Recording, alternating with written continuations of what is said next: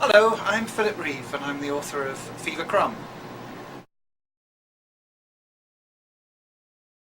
Well, I'm quite a visual writer. I think I've always drawn a lot, and I worked as an illustrator for many years, and I also used to make sort of low budget movies for my own amusement, so that's influenced it a lot as well. But when I'm writing a story, I do see it in my head, and I see everything in great detail, and I just try and describe what I'm seeing.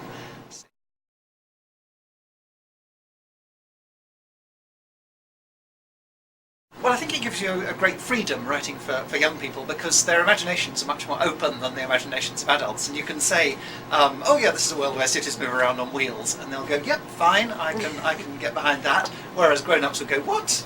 This is nonsense, I'm not reading that.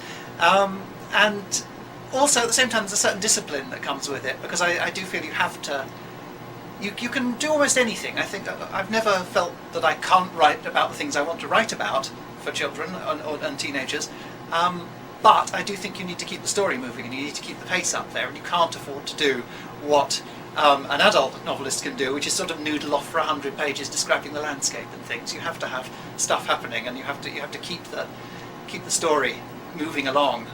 So I think that improves improves my work a lot. I always having to remember what the engine of the story is. I think it's a good thing.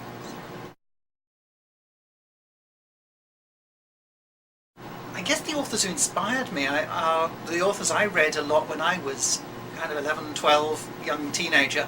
I read a lot of sort of fantasy and sci-fi people then. Tolkien, of course, but people like Ray Bradbury and Arthur C. Clarke and the old sort of 50s golden age science fiction writers, Robert Heinlein, people like that. And then when I got to college, I stopped reading all that. I started reading proper grown-up books instead. But when I started writing my own books, it was that stuff that I wanted to kind of recreate, that sort of the feeling that I'd got from reading those things, that sense of wonder that I got from them when I was young. So I think they're probably a big inspiration.